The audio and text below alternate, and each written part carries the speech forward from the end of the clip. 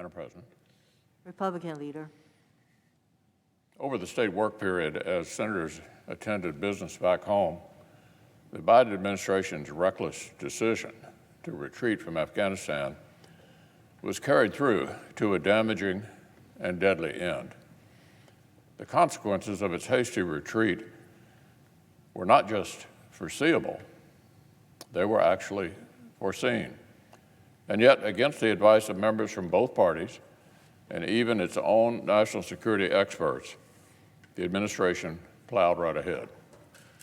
Just weeks after abandoning our strategic air base in the dead of night, the Biden administration told Americans and vulnerable Afghan partners they were largely on their own to make it to the commercial airport in Kabul if they wanted out of Afghanistan. And by the White House's own admission, some of the Americans who wanted to come home were left behind. So let's let that sink in. President Biden left Americans who wanted to escape behind in the clutches of the Taliban. Of course, Americans aren't the only people we left behind. In order to meet an arbitrary political deadline, the Biden administration also pulled out before we had helped all the brave Afghans who stuck their necks out to assist American service members and build a better future for their country. Our nation made a promise of aid and safety in exchange for their service. And on this president's watch, we actually failed to keep the promise.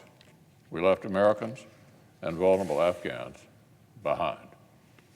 The administration naively expected the Taliban to behave like any law-abiding member of the so-called international community, supposedly subject to tremendous leverage for recognition and for funding. Well, our adversaries are sending emissaries to the Taliban, and the terrorists in Kabul seem unconcerned with diplomacy. Trust in the Taliban to ensure safe passage to the airport for evacuees was fatally misplaced. And anyone who expected the group to become inclusive should now rightly expect to literally be laughed out of the room. The administration confidently insisted it would own the consequences of its withdrawal efforts. But as soon as their lack of planning bore real, deadly consequences, it pointed the blame at everyone but the reflection in the mirror. And now, in a bizarre twist of narcissism, the White House is now holding up its belated and frantic evacuations as worthy of praise and credit. So, Madam President, where are we now? A wall outside the compound that until recently housed the U.S. Embassy in Kabul now bears a mural of the Taliban flag.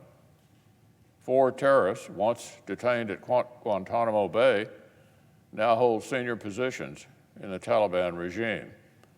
And in the void left by our coalition's withdrawal, we're less able to collect intelligence and fight terrorists on their own soil. Madam President, this failure was entirely avoidable. The consequences were totally foreseeable. And the stain on our retreat has left America more endangered, less credible, and with fewer capabilities in the face of real and growing terrorist threats.